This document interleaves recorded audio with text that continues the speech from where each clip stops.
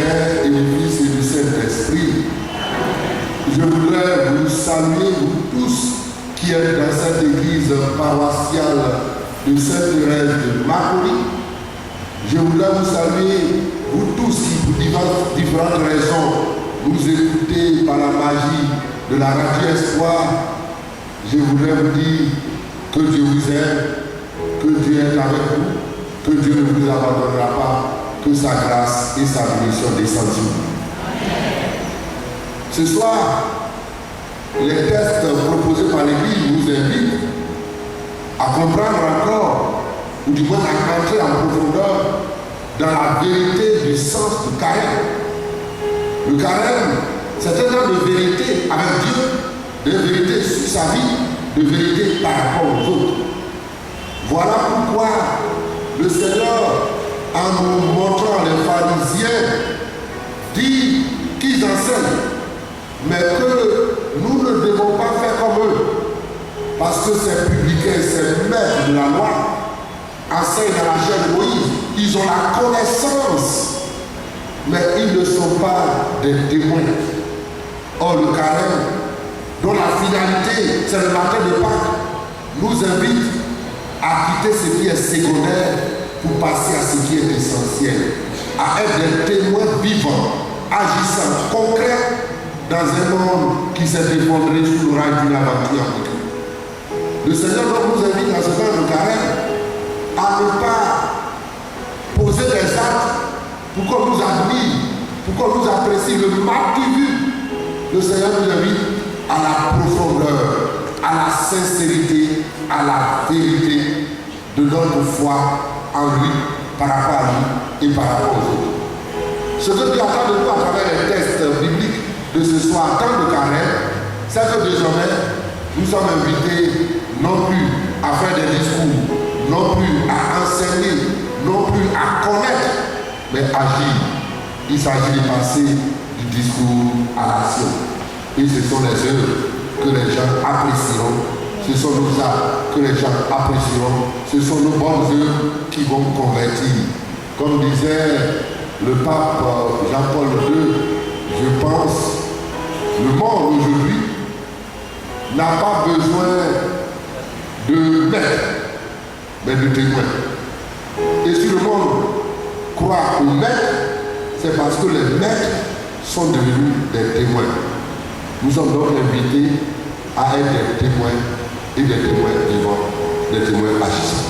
Voilà donc ce que je peux dire de façon très rapide sur les tests proposés par l'Église en cette période de carême.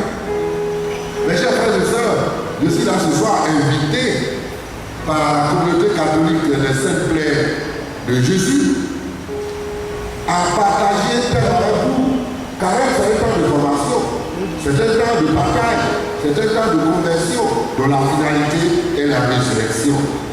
Je tiens donc à dire merci aux responsables, à une part Simon Pierre, de m'avoir invité, surtout de s'être déplacé pour m'inviter chez moi. Mais je dis merci, parce que c'est la dernière fois où les gens me disent à venir parler des thèmes dont on n'a plus parlé dans l'église. La croix, comme partie intégrante de notre vie chrétienne, comme chemin de salut. Parce que, chers frères et sœurs, nous sommes entrés dans un monde spirituel. Le monde spirituel se développe de plus en plus dans ce pays même, dans l'église. Mais ce monde spirituel-là est en train de dévier complètement de la foi catholique. Nous sommes arrivés à une situation où aujourd'hui la spiritualité évacue la croix. C'est la spiritualité du bonheur, rien que du bonheur. La spiritualité des miracles, des merveilles. Tout ce qui est épreuve, croix, tout ce qui est souffrance, tout ce qui est sacrifice n'est plus accepté.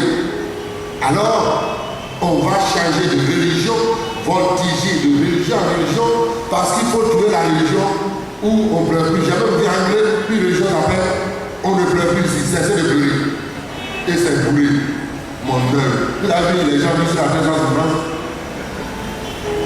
La souffrance fait partie de notre vie. Notre vie humaine d'abord, mais surtout notre vie spirituelle. Et c'est de cela que je suis venu parler ce soir, y compris ceux qui m'ont invité. Parce que je peux qu'ils aient choisi un thème, eux ne connaissent pas la profondeur et la gravité du thème. Parce que les saintes plaies de Jésus, mais surtout la spiritualité de la croix, est un élément capital de notre foi chrétienne catholique. Parce que sans la croix, nous chrétiens catholiques, notre vie n'aurait pas de sens. Parce que notre salut est lié à la croix de Jésus. La croix au sens de sacrifice, au sens de preuve, au sens d'abandon à Dieu en vue de nous sauver. Parce que la croix dont nous parlons n'est pas un épiphénomène, mais la croix est la conséquence logique de ce que Dieu nous aime, ainsi des infidélités répétées de ses propres créatures. Avant qu'il y ait la croix de Christ, il y a la marche de Dieu avec le peuple au désert, dans l'Ancien Testament. Malgré tout ce que Dieu faisait pour le peuple a abandonné son Dieu, a trahi son Dieu, le peuple n'a pas voulu suivre. Dès lors, Dieu par amour va faire venir à l'incarnation du Nouveau Testament son propre Fils qui est venu nous sauver. Mais là encore, par méchanceté, par la jalousie, il va être tué atrocement si nous croyons. Donc parler de croix, c'est d'abord se souvenir que la croix est la conséquence de l'amour de Dieu. La croix n'est pas un phénomène arrivé comme ça. Pour qu'il y ait une croix, il y a au préalable l'amour de Dieu. La croix, donc, premier élément, c'est la conséquence de l'amour. C'est parce que Dieu nous aime qu'il a abouti au sacrifice suprême de son Fils. Parlez donc des plaies, les saints plaies de Jésus, ou de ceci, c'est entrer dans une spiritualité de l'amour. Cette communauté doit avoir pour de base la spiritualité de l'amour. C'est au nom de cet amour qu'on supporte la croix, c'est au nom de cet amour qu'on aide les autres à quitter leur croix, c'est au nom de cet amour qu'on vit la spiritualité de la croix. Personne ne peut vivre une spiritualité de la croix de façon authentique si à la base il n'y a pas l'amour. Ça serait l'auto-torture ou la torture spirituelle qui ne produit rien, mais qui est une déviation spirituelle. Ainsi donc, à partir de l'acte d'amour, Dieu a pris sur lui de sacrifier par amour son propre Fils à vue du salut de l'homme dont l'infidélité est connue. La croix, donc, premier élément, est chemin du salut chrétien. C'est dans l'événement de la croix que Dieu s'est engagé définitivement à sauver l'homme grâce à son Fils. La croix, donc, est pour nous source de salut. D'ailleurs, l'apôtre Paul le dit, je pense dans l'épître aux Corinthiens, au chapitre 7, je pense. Si ce n'est pas le chapitre 7, c'est dans la Bible, ça je sais. Donc, mais je pense que ça peut être. Si le Christ n'est pas mort et ressuscité, vers notre foi. À partir de cet événement, désormais, c'est la croix, résurrection, qui constitue pour nous l'élément fondamental, l'élément capital de notre foi et de notre vie chrétienne. D'ailleurs, c'est à partir de ce texte qu'on dit que tous ceux qui sont francs-maçons, qui sont ceci des pères chrétiens, parce que quand vous lisez la première brochure des francs-maçons, on dit que Christ n'est pas mort, il s'est évanoui et après il est revenu à la vie. Or, notre foi dit, si le Christ n'est pas mort, il n'est pas ressuscité, vers notre foi. Le Christ n'a pas envie de chasser les gens, mais il faut être logique. Si tu dis qu'il n'est pas mort, tu n'es pas chrétien. Ce n'est pas la peine de mélanger tout le monde. Donc, si vous êtes chrétien, il faut que vous soyez capable d'affirmer que le Christ est mort, il est ressuscité. La croix donc devient le premier chemin de notre salut. Et la croix, à partir de cet instant-là, est une partie intégrante de notre vie chrétienne. Vous ne pouvez pas être chrétien et évacuer la croix, les sacrifices, les épreuves dans votre vie. Je dis bien évacuer, je n'ai pas dit aller le chercher. Mais la croix, vous ne pouvez pas vous en passer en tant que chrétien. Pour aimer, c'est difficile. Pour pardonner, c'est difficile. Par conséquent, ne serait-ce qu'à ce niveau, il vous faut beaucoup de sacrifices, beaucoup d'efforts pour accomplir votre vie de chrétien. Personne ne peut être un authentique chrétien s'il n'est capable de porter la croix, de faire des sacrifices. Les sacrifices font partie de notre vie chrétienne. Personne ne peut échapper à cela. Et tous ceux qui tentent d'échapper à la croix, d'échapper au sacrifice, d'échapper aux épreuves, se retrouvent dans une situation inconfortable. Parce que ce qui prouvera que vous êtes mes disciples, c'est parce que vous porterez votre croix à ma suite. Quand on parle de croix, on n'a pas dit d'aller vous faire tuer sur une croix comme Jésus. Mais c'est de comprendre qu'en tant que chrétien, vous êtes amenés à faire des sacrifices. Sacrifices en ce temps de carême pour aimer les autres. Sacrifices pour pardonner à votre père, à votre soeur, à votre collègue, à votre directeur, qui pourtant ne cesse de vous casser les pieds au travail, dans la famille et partout. Mais au nom de la foi, vous faites ce sacrifice pour l'aimer, pour l'accepter. Voilà pourquoi on ne peut pas vivre comme chrétien sans la croix. Il faut que cela soit clair dans notre tête pour que chacun de nous vive sa vie chrétienne en intégrant les sacrifices, en intégrant les épreuves et des épreuves qui peuvent arriver sans faute de votre part, mais des épreuves qui peuvent venir de l'extérieur. Il est vrai qu'il y a beaucoup de gens qui ont des épreuves de croix que eux-mêmes sont partis chercher. Bon, donc c'est ce qu'on appelle la croix recherchée, la croix voulue, la croix provoquée. Or, après la résurrection du Christ, Saint Augustin a écrit cette phrase. Depuis la résurrection du Christ, désormais, le Christ étant victorieux, le Satan, le diable, ne peut plus rien contre nous. Il n'est pas encore mort, mais il est attaché à un gros arbre. Il ne peut mordre que ceux qui vont vers là. Donc, si tu es chrétien et que tu vas vers là, c'est-à-dire que tu partises avec le diable, tu es tout dans les choses du liquide, dans les choses des ténèbres, ne sois pas étonné que le serpent te morde. Mais sinon, la résurrection l'a tétanisé, anéanti à une distance raisonnable. Quand vous entrez dans la maison de quelqu'un, on dit chien méchant attaché. Même si vous êtes, et que vous partez vers la niche du chien pour mettre votre doigt, ne dites pas que le propriétaire est méchant. Vous êtes parti vous-même provoquer le chien méchant attaché.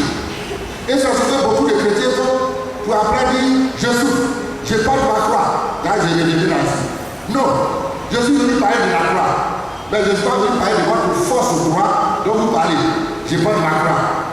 Quelqu'un ne travaille pas, il dit porte la croix. Quelqu'un ne joue pas à manger, il dit porte la croix. Quelqu'un a un chômage, il dit porte la croix. Quelqu'un a un foyer qui va de l'air, il dit porte la croix. Non. Il y a des vraies croix et il y a des fausses croix. Parce que à la mort de Jésus, il y avait 3 croix. De la croix, vraie croix, la croix de Christ au milieu. Et il y a la mauvaise croix du bandit qui est sur Jésus. Et la mauvaise croix du pécheur justifié. Aie pitié de moi. C'est ça qu'il n'a pas fait le devant pardon. Mais l'autre a fait donc 3 croix. Il y a 3 croix dans notre vie. La vraie croix, c'est la croix du Christ. C'est celui qui n'a rien fait et à qui vous fait du tort, qu'on veut tuer, qu'on veut casser, qu'on veut brimer. La vraie croix. La mauvaise croix, c'est la croix de ceux qui sont pécheurs, mais encore impolis, ne réservent rien et demeurent dans le mauvais. Le lac. Et il y a la croix du pécheur justifié. Il sait qu'il a mal fait, il demande pardon à Dieu et Dieu le réclame. Donc vous voyez quelle croix vous portez. Il y a quelque temps de cela, c'est pas un train, hein? Et quand tu viens voir, pleurer fort. Il y a pas, ça finit pas les larmes. Chez les femmes, elles aiment pleurer. Ça fait partie de leur droit acquis. Si une femme ne sait pas pleurer, c'est qu'elle n'est pas conforme. Une femme, par définition, elle a beaucoup de larmes, elle va savoir pleurer. Ça fait partie, c'est Dieu qui a mis dans leur corps. Voilà. Il ne faut pas vouloir Dieu, Dieu sait ce qu'il fait. Et puis voilà, cette femme vient pleure, ça ne finit pas. Je garde ma femme maintenant, laissez ses parents, laissez c'est douloureux. Je ne savais pas de quoi elle va parler, c'est douloureux. Puisqu'elle pleure. Et puis quand elle s'est calmée, c'est pour dire, mon père, Dieu est injuste. Je ne sais pas ce que tu as fait. Mon seul garçon que j'aime vient de mourir par accident de voiture. J'étais tétanisé. Qu'est-ce que Dieu a fait encore? Elle pleure. Là, les femmes ont le dos, parce que c'est, ils pleurent. Je me calme. Elle se calme encore. Elle pleure à chaque descente. Mais il faut être patient. Quand elle était calmée, il s'agit de quoi? Mon fils, qui est là, il a pris partie de papa pour sortir et voiture l'a collé au feu. Je dis, mais ton fils fait quoi? Ah, mon fils il est malade, il est daltonien. Tout ma pitié même est partie. Vous savez ce qu'on appelle daltonien? Daltonien, il mélange feu vert et feu rouge. Il sait que ton fils est daltonien. Il ne sait pas faire une différence entre feu vert et feu rouge. Et vous lui donnez voiture, vous en dites. Où est la foi? Vous êtes la foi de Christ. Bêtise humaine. Vous devez l'interdire de prendre une voiture. C'est pas qu'il devait comprendre. C'est pas parce que son fils est mort que c'est droit. Il est daltonien. Vous-même qui êtes quand même écouté là, même si vous pouvez prier tous les jours, quand l'église depuis le matin, ils sont là, priez. Si vous montez sur 5e étage, vous sautez, vos pieds vont se casser. Ça, c'est pas quoi, c'est bêtise. Et les lois de la nature physique, tu vas monter et tu vas sauter, descendre, les anges vont te porter. Jésus, eux qui est là, il a dit au démon, c'est pas comme ça. Donc, il y a des gens qui font la bêtise et ils viennent, il y a des gens qui sont au chômage ici. Il dit non, vraiment pas la loi, il chôme depuis. Mais depuis quand tu vas chercher le travail, tu es tout à la drogue, au sein de sa compagnie du prix. Tu écris tes dossiers, ça va être dans ta main, tous les prêts de la parole sont bénis ça. Mais tu n'es jamais parti déposer et tu portes ta croix. Tu vas chômer éternellement parce que tu connais bien ce que c'est que la croix. Quand la vie de l'église, tu déposes et tu vas voir la réponse. Alors de déranger, là, je suis pas venu, c'est ça, vous voyez la croix, vous voulez mettre de l'ordre dans votre vie et dans vos bêtises là.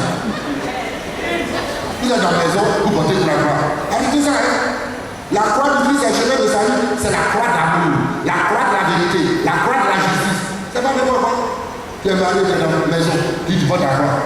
Tous les samedis, vous te frappent. On va te dire, tu es trop bête, tu ne peux pas aller à toi, on va te dire comme ça. Je porte ma croix, je suis marié à l'église. Le mariage, c'est un sacrement des masos. Quelqu'un va prendre tous les samedis, il vient prendre ta tête pour taper le micro, tu portes ta croix. Et le matin, tu vas mettre fond d'été pour cacher les couleurs. Arrêtez votre croix. C'est pour ça que je suis venu, les plaies. Les plaies sont les vrais plaies. Les plaies de vrais sacrifices. Ce ne sont pas vos bêtises. Quand vous faites bête là, Jésus prend Marie, Joseph, il voyage. Il n'est pas avec vous. Parce que Dieu n'est pas la bêtise. La croix, la croix, la croix. Oui, la croix, je veux le salut. Mais c'est la vraie croix. La croix d'amour. La croix de vérité, de justice. C'est ça. Et quand tu vois une croix, une vraie croix, au nom de Dieu, quelle que soit la tempête, quel que soit le problème, Dieu vient à ton aide. Mais quand tu t'envoies porter des croix qui n'ont pas de sens, tu as assez, les garçons ne connaissent pas, tu dis bonne croix. Quand tu sortais de ta main à parler à ta vie, tu dis à Dieu grand. Mais quand tu es parti, il faut assumer ta grand-mère. C'est pas la croix. Il faut réfléchir avant de porter la croix. La croix n'exclut pas la réflexion. Parce que sinon Jésus a dit, Père, si ça tout pouvait se séparer de moi, non pas ce que je veux, mais ta volonté. Ça vous dit, et c'est le troisième point. Il faut combattre toute croix et toute difficulté. On ne porte la croix, on ne subit la croix, on accepte la croix que quand on a fini de combattre, on a fini de lutter, et quand on ne peut plus dire Dieu que ta volonté soit faite. Quand tu as tout fini là, c'est ça. Vous voyez qu'à où je vous parle, là, prêtre catholique, depuis 21 ans, alors je vous parle, si ta part, le vigile crie, bandit, voleur, armé, il cherche l'argent, il veut tuer l'argent. Vous pensez que moi je vais laisser dire on n'a pas dit de persécuter les Dieu. On dit voyou, il est armé, il dit qu'il prend l'argent. Et vous voyez, Seigneur, ma pitié.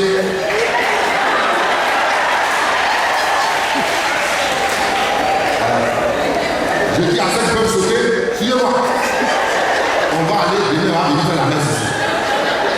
Non, moi je crois en Dieu, je porte ma part. Tu restes là avec Dieu, tu ne seras pas sauvé. Parce qu'il n'est pas venu persécuter les chrétiens, il est venu chercher l'argent. Il vient d'avoir l'argent, tu vas avoir que Dieu cadeau. C'est pas la croix. Mais vous confondez tout. Tout est croix.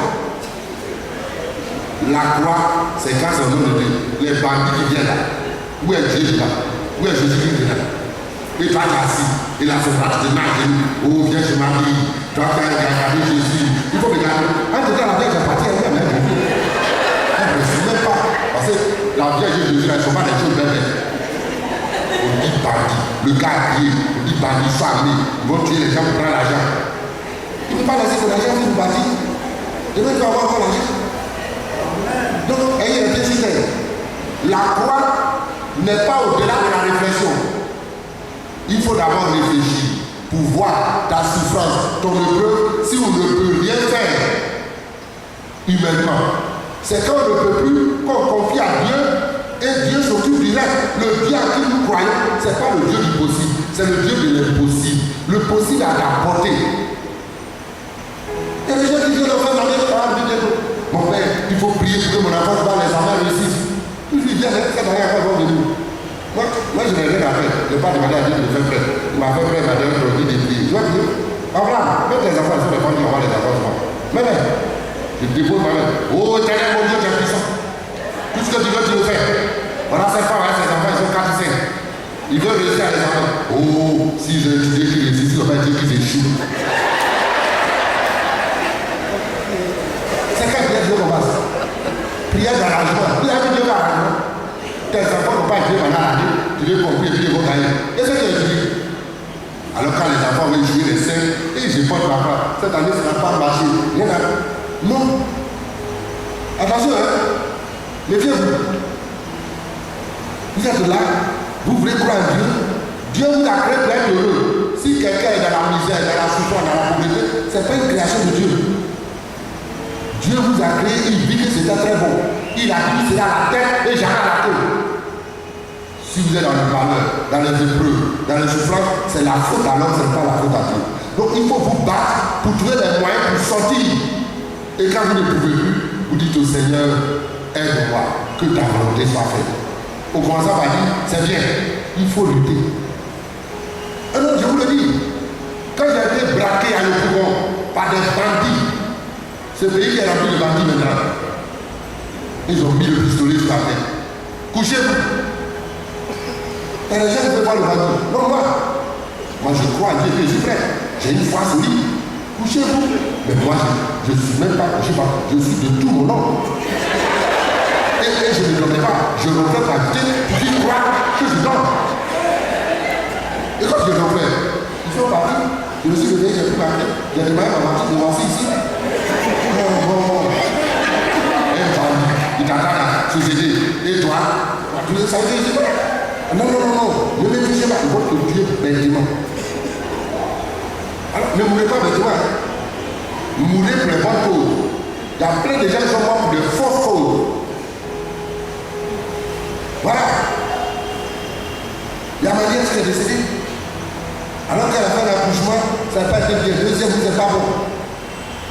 Elle est morte de classique. C'est ça. Mais les garçons, il faut qu'on ait un enfant. Par amour. Elle est décédée, c'est pas fini.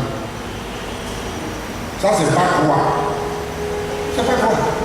Au plan médical, tu sais que ça a fait ça fait entraîner. Tu ne peux pas accepter ça. Il faut lutter contre toutes les croix, toutes les difficultés, les obstacles. Et quand on ne peut plus, alors on dit au Seigneur de tenir. C'est ce que vous devez retenir aujourd'hui. N'allez pas vous asseoir. Vous voyez, il y a plein de filles ici à Haïti. Elles ne sont pas mariées. Pourquoi elles ne sont pas mariées? Elles disent qu'on la croix. Il n'y a pas de garçon pour les épouser. Dans d'autres garçons, il n'y a pas de femme. Vous ne portez aucune croix. Faites vos bêtises. Vous voulez vous marier. Vous êtes toujours à la prière ici. À tous les saints sacrements, à tous les grottes. Toujours. À quel moment on va vous épouser? Vous épousez quelqu'un pour la vie. On ne voit nulle part avant de prier. Quelle est cette affaire-là? Est-ce que vous avez payé les pétards dans un sac? C'est quand on voit les pétards pour les têtes. Tu pries. Pour te marier, il faut qu'on te voie. Le premier élément pour épouser quelqu'un, c'est le corps. On appelle ça la corporité. Les enfants de Jésus, là, quand ils chantent tous les éléments, on choisit par rapport à par rapport. Votre papa, je porte papa. Et vous êtes à l'église, vous gênez. J'ai des serres, j'ai des missèques, j'ai le moelleux, gêné, j'ai des soucis, j'ai des attentats. Gêné. Vous allez vous mettre avec des mandibules qui va vous débrouiller par les porte papa. Ressentez-vous, la religion c'est fait pour le développement. La religion c'est fait pour l'épanouissement. La croix est venue parce que le Christ est sanctifié et nous invite à porter les croix à n'importe quelle croix. Il faut vous ressentir. Après quand c'est comme ça, vous êtes malheureux, vous devenez sorcier, pour habiller tout le monde. Et pourtant, il vous a donné l'intelligence, vous a donné la grâce, vous a donné la foi. La foi suppose la réflexion. Réflexion, décision, conversion. Voilà la foi. Tout ce qui vous arrive, vous prenez comme ça, vous réfléchissez, voir si c'est normal. Vous ne pouvez pas si ça correspond à la volonté de Dieu. Tout ce qui arrive, là, c'est Dieu qui a voulu. Quelqu'un marche, son pied colle le caillou, dit c'est la volonté de Dieu. Le caillou est mal placé, la volonté de Dieu la caillou. Hein? Et tout c'est ça. Quelqu'un ne peut pas manger, c'est la volonté de Dieu. La nourriture, là, c'est la terre, il faut chercher. Arrêtez votre affaire là. Donc, c'est Jésus seul qui donne sens à la souffrance. Jésus seul. Parce que pour lui, c'est un sacrifice d'amour. Et c'est dans l'amour que la croix a un sens. Ça pour vous dire, chers frères. Je vous dis la vérité, moi je suis venu avec un enseignement. Si étant le midi, je n'ai pas parlé de ça, c'est un enseignement. On n'est pas sauvé par la croix. Quand on dit qu'on est sauvé par la croix, là, on appelle ça une litote en français. C'est-à-dire, dit un peu de mots, beaucoup de choses, ceux qui comprennent français. On appelle ça une litote. On n'est pas sauvé par la croix. L'expression on est sauvé par la croix n'est pas exacte. L'expression est exacte. On est sauvé par l'amour sur la croix. Voilà l'expression. L'amour sur la croix, c'est Jésus-Christ. Donc on est sauvé par Jésus-Christ. C'est pas la croix. Donc l'expression on est sauvé par la croix n'a pas de sens. On est sauvé par l'amour sur la croix. Voyez-vous? C'est pourquoi on ne court pas après la croix, on court après Jésus-Christ. On court après l'amour. Courir après l'amour, rechercher l'amour. Et alors, les problèmes qui arrivent, les difficultés, vous les supporterez facilement parce que là, il y a l'amour, là se trouve la victoire. Voilà, chers frères. Quand vous rentrez à la maison, dites-le aux habitants, à ceux qui ne sont pas venus, et ceux qui nous écoutent là, battez-vous un balai à l'hôpital, demandez qu'on vous soit bien. Maintenant, si vous n'avez pas l'argent, Dieu mettra quelqu'un sur votre chemin pour vous aider. C'est ça qu'on appelle l'impossible. Mais ne vous réjouissez pas. Il y a des gens qui ne donnent pas 2-3 jours, ils ont pas de tête, ils disent pas de croire. Mais vous êtes d'accord. Un homme, il donne, pourquoi tu n'as pas donné? Tu as le problème, il dit c'est la croix. Il n'y a pas de croix dedans. Alors arrêtez. Ne vous faites pas martyriser pour rien. Vous êtes des chrétiens et vous devez être heureux de vivre. Vous devez être épanoui de vivre. Vous devez être développé de vivre. Et quand il y a des imprévus qui arrivent, vous tentez de les résoudre. Si vous ne réussissez pas, alors vous confiez à Dieu. Je porte ma croix, mais on porte une croix avec Jésus-Christ. On porte une croix par Jésus-Christ. On porte une croix au nom de Jésus-Christ. On ne porte pas la croix pour faire malin. Voilà. Les gens qui sont dans cette paroisse ici aussi, il y en a.